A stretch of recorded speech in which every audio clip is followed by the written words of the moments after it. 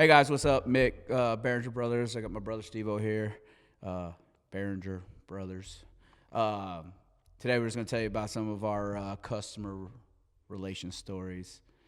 Just so you know, when we come out for a pre-assessment, before we ever give you an estimate, we take photos of the driveway, all aspects of your roof around it, the landscaping, tons of photos of your roof, any potential problems, and any problems you may already have, like if it's already leaking inside before, and that's why you're calling us. We take photos of all that. So we're completely documented. And then we'll tell you why. The first one, this is our favorite guy. We did a roof for a guy. He went to roof siding and everything, and he complained the whole time. He said he was mad that he even said something about our guys didn't all have matching shirts on. The one across. He said something about the yard sign. Yeah, proud of your work. We didn't put a yard sign in his yard quick enough or whatever. He said the one across the street, they did such a good job, and he's pointing out all these things, and the roof was actually done wrong. But we go there, and he said we stressed out his tomato plants. He wanted us to buy him all new tomato plants, and we're like, what do you mean? And he said the noise stressed out his tomato plants. Oh, we have the pool lady that she had a in-ground pool, and her liner was, man, how would you think that thing was? Old enough to be stained, that's for sure. 20-something. It used to be blue, and now it was white.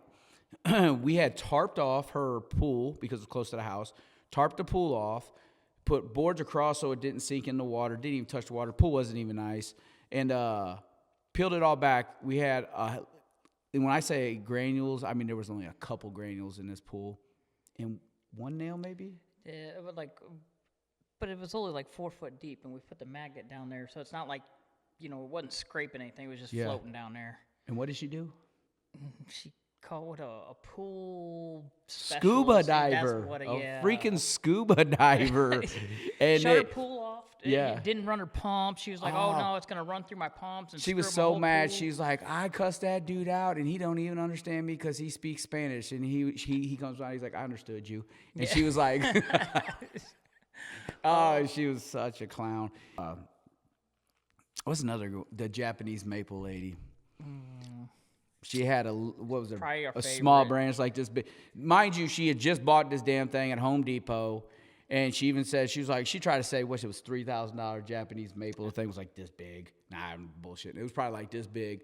But somehow a little twig of it broke off, and she wanted $3,000 because a leaf fell off.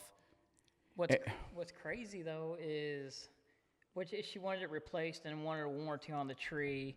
Yeah, and that she planted herself and didn't even have a warranty. Still to this day is the same tree. Yeah, oh yeah. Every time I drive by there, I just want to drive through her yard.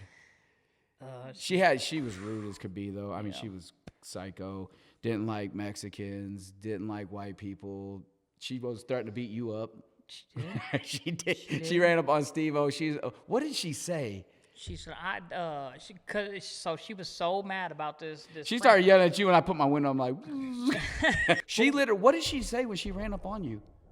And then I had to come up there, and I had to split it up. I'll ruin your guys' career. Oh, yeah. She's like, she said they would ruin this company. Yeah. I was like, lady, we've been around 20-something years. We did absolutely nothing wrong with you. You know what's crazy is, at the end of it, she was like, you guys are the best ever. And I'm like, yeah, I'm sure. Oh, what about the deers came through and knocked all her plant things down? She was like, oh, it's not a big deal. Yeah. But, when we were there, it was such a big deal. We did cover, that's what I was going to say. It was 100 degrees. Yeah. We did cover all of her plants, and one of her bushes ended up getting the tips burnt because it was so hot. And we ended up paying her just like, hey, we're sorry. We apologize. And she didn't even care about that plant. She cared about that fucking leaf off the Japanese maple. I got a good one for you.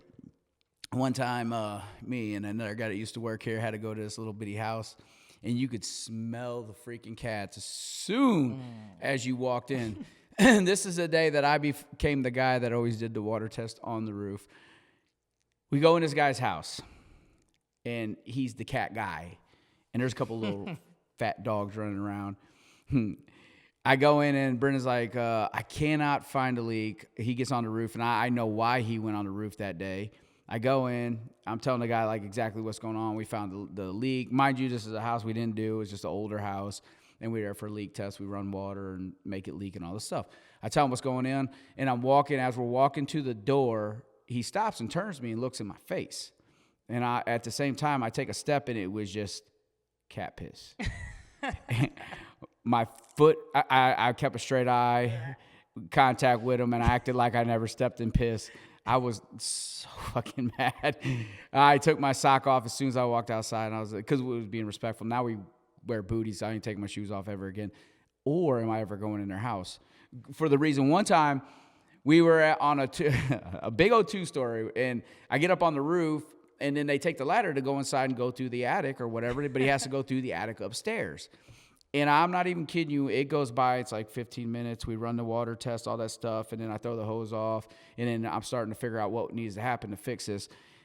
And it goes into 30 minutes, and I'm like, well, what the hell? I was like, put the ladder up already. And so I'm texting him and calling him. No response whatsoever. And then it goes through, and it's 45 minutes. And I'm like, oh, shit, this dude is getting killed. So I'm beating on the roof. I was like, do you need help? Knocked twice. I wasn't going to do shit. I mean, I was 2 stories in the air. There's nothing I could do. I at least would have called somebody. Well, you were safe up there. Yeah. Oh, we got the other guy, Muscuda, that we were like, we even almost called the police because it was the weirdest thing. They call us out for a house. The house is old, roof's old, it's leaking. It's a nice house, nice neighborhood. We come up, and the dude will not answer the door. He's looking out his window and stuff, and then he ring. Did he ring? Yeah, he calls us on the ring. He's like, what do you want? And we're like, we're here for a leak test, man. What's up? You called us. And I was like, we don't have to. And he's like, no, it's upstairs, whatever. So as we're going, we jump on this porch, and there's 3 windows. He's right there in the window. Staring. Just gawking. I walk around back, and it was you that went up, and he goes up. So I walk around back because there was supposed to be a bad piece of siding from when took it off or whatever. He's at that window. And then I'm walking to the other side just to make sure that every time I'm taking all my photos from all the corners, he's at that window. And he's closing blinds and shit. Steve-O gets down. I said, dude, I was like, there's kids in that basement. It was the weirdest thing ever. We contemplated on whether calling, because we went back for something. Yeah, and he refused to answer the freaking door. Yeah, we'd called him. What about the time that they put us on Metro East Crime Stoppers? When Brendan asked for gas. Yeah, so we went out. We did an estimate. Like I said, we take all of our photos. We walk around the house. You know we're going to be there. We go through the gate. We get on the roof. We take all of our photos. So Brendan, what happened? Did he go there and then left, and then he was way out in the boonies, and then he like runs out of gas or something, so he goes back to knock on the door and ask. Holding the gas can, mind you. Oh, yeah, holding the gas can. And they said, so they called the police. We were just there, this actual house. They knew who we were. They said that we came back and Brendan was breaking into their house. He walked. That's what happened. He ran out of gas down the street, came back with the gas can, little bitty gas can. They said he was stealing everything. So the police come. Brendan was already gone. Somebody drove by him and took him to the gas station, got back. By the time he got to the office, the police were calling us, asking him to come back out, that he had broke into this people's house. And I'm like, dude, posted on the Crime Stoppers. Yeah, Metro East Crime Stoppers on Facebook. It was crazy. Shit, you both got a gun pulled on you within the same week. Yours was weird. His was weird. I don't remember why his happened. Yours was some psycho army dude called us to do an estimate. You came there, and did he come out in like boots, no T-shirt, and a long rifle from 1902? The doo-doo house? The doo-doo house. Oh, good. We go, and we're like looking at this roof. We're trying to find this leak, and we found a leak instantly. I mean, it was a leak test call out. The plywood, and mind you, this is thin plywood, was the ceiling on the inside, unpainted, untreated, anything. Like no insulation. We ran the water. The shit just comes dripping straight down, and it forms like a pile, like the cat piss situation. But on this roof was the most human piles of shit I've ever seen. This whole roof had just pile of shit. And you might think this would be a raccoon, right? But raccoons don't poop in little things. And how we know it wasn't a raccoon is because we ended up doing her roof. Mm-hmm. The very next day, we were going there because we were short like fucking 4 pieces of cap. Yep. And there was already 3 piles of human shit on this roof. It was hilarious. All right, a really good one. Just a really good one. Sometimes you get customers that are so good and they actually listen to what you say. They read the instructions you put forth on your contracts and paperwork and all that stuff. We had a lady who said, hey, we're going to drop the dump trailer off the day prior at the end of the day. So that way your car's only sitting overnight. And then by the time you get home, usually we're done. We're one day in and out. This lady parked her car on the street. We were in and out. What was it? 2 weeks later, she calls us and asks if she can start parking in her garage. Mind you, she had already paid us for completion on roof. Yeah. But she was such a good. She was a good customer because of the fact that she actually listened too good. But I mean, that's the way it is, though.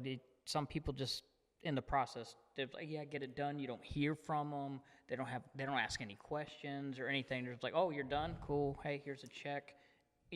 Appreciate you. Parking on the street for 2 weeks, and then she finally called the office and was like, "Hey, can I park on my driveway again?" Yeah, we do.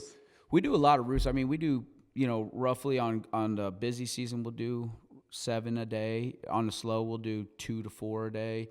Right now, we're in the slow season. We're still doing 3 to 4 a day. It's winter, but out of all the customers we do in a year, we have more good customers than we do complainers, but there's a lot of freaking complainers and gimme. People are insane. But those are our stories, guys. Those are just a few from this year.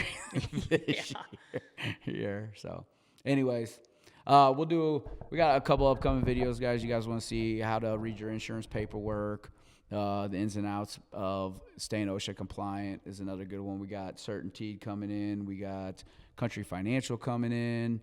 And then we also got things for, like, guys that's in the industry that don't plan about retirement. We got a guy coming in that sets up small IRAs and stuff like that to help you start thinking about the future. But anyways, guys, it's Fat Boy. Look how fat he's getting. Come fat on, fuck. cut that out.